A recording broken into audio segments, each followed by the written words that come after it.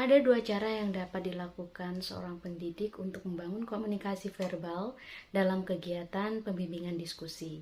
Pertama, pembimbingan diskusi kelompok. Kedua, pembimbingan diskusi perseorangan. Berikut tips yang dapat saya bagikan untuk membangun komunikasi verbal dalam kegiatan pembimbingan diskusi kelompok dan pembimbingan diskusi perseorangan. Mari disimak ya. Tips pembimbingan diskusi kelompok. Pertama, sampaikan tujuan dan topik diskusi agar peserta didik dapat memahami hal yang perlu didiskusikan. Kedua, sampaikan tugas yang perlu diselesaikan atau didiskusikan oleh kelompok beserta estimasi waktu. Hal ini bertujuan agar peserta didik lebih disiplin dalam menyelesaikan tugas sesuai dengan batas waktu yang ditentukan. Ketiga, perintahkan peserta didik untuk membentuk kelompok yang terdiri atas 8 anggota. Ini sebagai anggota maksimal. Namun, untuk pembagian anggota kelompok disesuaikan dengan jumlah peserta didik yang ada di dalam kelas, sehingga pembagian kelompok merata. Keempat, datangi setiap kelompok, kemudian ajak berbincang mengenai kesulitan yang dialami oleh kelompok ketika mengerjakan tugas. Hal ini sebagai bentuk kepedulian dan tanggung jawab dari pendidik, sehingga tugas tidak lepas dari pengawasan pendidik. Kelima, perintahkan masing-masing kelompok untuk mempresentasikan atau melaporkan hasil kerja kelompok. Hal ini sebagai bentuk tanggung jawab kelompok atau sebagai bentuk konfirmasi kelompok terhadap tugas yang telah diselesaikan. Keenam, ulaslah atau komentari secara singkat hasil diskusi kelompok. Hal ini sebagai bentuk tanggung jawab pendidik dalam respon pekerjaan peserta didik. Ketujuh, sampaikan kalimat apresiasi. Hal ini sebagai wujud kepedulian atau penghargaan dari pendidik kepada peserta didik yang telah mau mengerjakan tugas kelompok, sehingga peserta didik merasa dihargai dan merasa senang atas apresiasi yang diberikan oleh pendidik. Tips pembimbingan diskusi perorangan. Kegiatan atau tahapan dalam pembimbingan diskusi perorangan sama halnya dengan tahapan yang ada pada pembimbingan diskusi kelompok. Namun ada yang berbeda sedikit dalam tahap ini, terutama pada pendekatan. Jika pada diskusi kelompok kita mendekati kelompok, namun pada diskusi perorangan kita mendekati masing-masing peserta didik untuk menanyakan kesulitan yang dialami ketika menyelesaikan tugas.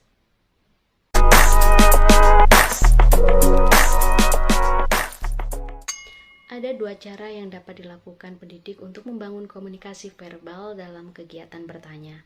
Pertama, pemberian pertanyaan langsung. Kedua, pemberian pertanyaan umum atau terbuka.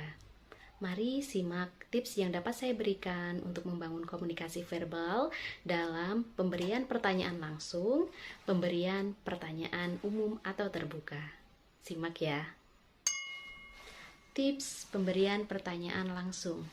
Pertama, tunjuk langsung peserta didik dengan menyebutkan nama atau kata ganti orang seperti kamu. Kedua, sampaikan pertanyaan secara jelas untuk menghindari ambiguitas yang diterima oleh peserta didik. Ketiga, ulangi pertanyaan jika belum ada respon dari peserta didik. Keempat, berikan ilustrasi kepada peserta didik untuk membantu peserta didik dalam mengonstruk jawaban. Kelima, gunakan kalimat perintah sebagai penegasan agar peserta didik merespon pertanyaan yang kita berikan. Keenam, lemparkan pertanyaan kepada peserta didik lain apabila peserta didik yang kita tunjuk tidak dapat memberikan jawaban. Ketujuh, sampaikan kalimat apresiasi kepada peserta didik yang berusaha menjawab pertanyaan yang diberikan. Tips pemberian pertanyaan umum atau terbuka. Pertama, sampaikan pertanyaan kepada seluruh peserta didik secara jelas. Kedua, persilahkan seluruh peserta didik untuk menjawab pertanyaan yang diberikan. Ketiga, sampaikan kalimat pancingan apabila belum ada respon dari peserta didik seperti, "Ayo dijawab, ini pertanyaan mudah loh." Keempat, respon jawaban dari peserta didik. Kelima, sampaikan kalimat apresiasi kepada peserta didik yang mau menjawab pertanyaan. Ada dua cara yang dapat dilakukan pendidik untuk membangun komunikasi verbal dalam kegiatan penggunaan variasi. Pertama, penggunaan variasi suara. Kedua, penggunaan pola interaksi. Mari simak tips yang dapat saya berikan untuk membangun komunikasi verbal dalam kegiatan penggunaan variasi suara, penggunaan pola interaksi. Tips penggunaan variasi suara. Pertama, bertuturlah dengan suara yang nyaring dalam kondisi tertentu. Misalkan ingin menyampaikan informasi atau instruksi penting, sehingga instruksi atau informasi yang kita sampaikan bisa dipahami oleh peserta didik. Kedua, gunakan artikulasi secara jelas ketika melafalkan istilah tertentu, sehingga istilah tersebut mudah dipahami oleh peserta didik. Ketiga, gunakan dinamika suara atau tempo secara tepat, tidak terlalu cepat dan tidak terlalu lambat. Keempat, diam sejenak apabila kelas dalam kondisi gaduh. Tips penggunaan pola interaksi. Pertama, terapkan komunikasi verbal satu arah antara pendidik dan peserta didik melalui pertanyaan yang diberikan oleh pendidik kepada peserta didik. Kedua, terapkan komunikasi verbal multi arah antara pendidik dan peserta didik melalui pertanyaan yang diberikan oleh pendidik kepada peserta didik, antara peserta didik dan peserta didik melalui kegiatan diskusi, serta antara peserta didik dan pendidik melalui saran atau kritik yang diberikan oleh peserta didik kepada pendidik. Ada dua cara yang dapat dilakukan oleh pendidik untuk membangun komunikasi verbal dalam kegiatan pengelolaan kelas. Pertama, pengelolaan kelas secara preventif. Kedua, pengelolaan kelas secara represif. Mari simak tips yang dapat saya berikan untuk membangun komunikasi verbal dalam kegiatan pengelolaan kelas secara preventif dan pengelolaan kelas secara represif. Tips pengelolaan kelas secara preventif. Pengelolaan kelas secara preventif ini dilakukan sebelum adanya kasus atau pelanggaran atau kegaduhan di dalam aktivitas pembelajaran. Yang dapat kita lakukan pertama kali yaitu sampaikan aturan-aturan kepada peserta didik sehingga mereka wajib mematuhi aturan-aturan tersebut selama kegiatan pembelajaran. Kedua, sampaikan konsekuensi yang diterima oleh peserta didik ketika melanggar aturan yang telah disampaikan. Tips pengelolaan kelas secara represif. Pengelolaan kelas secara represif ini dilakukan ketika ada pelanggaran atau ketika ada kegaduhan di dalam kelas yang dilakukan oleh peserta didik. Hal yang dapat dilakukan oleh pendidik, pertama, sampaikan teguran kepada peserta didik yang melanggar aturan dengan kalimat yang sopan. Misalkan, tolong diam, saya akan menyampaikan informasi penting. Kedua, ajak berbincang secara personal kepada peserta didik yang telah melanggar aturan. Perbincangan ini mengenai alasan peserta didik melanggar aturan tersebut. Ketiga, sampaikan peringatan kepada peserta didik yang melanggar aturan untuk tidak mengulangi lagi dengan kalimat persuasif. Seorang pendidik harus menguasai minimal satu keterampilan dasar mengajar dalam kegiatan akhir pembelajaran, yakni keterampilan menutup pelajaran. Seorang pendidik harus menguasai keterampilan menutup pembelajaran pada kegiatan akhir pembelajaran. Ada 4 kegiatan yang dapat dilakukan oleh pendidik untuk membangun komunikasi verbal dalam kegiatan menutup pembelajaran. Pertama, pemberian kesimpulan. Kedua, pemberian evaluasi pembelajaran. Ketiga, pemberian refleksi pembelajaran. Keempat, mengakhiri pembelajaran.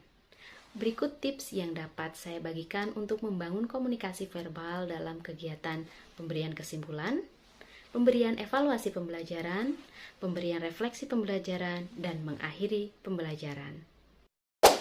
Tips pemberian kesimpulan.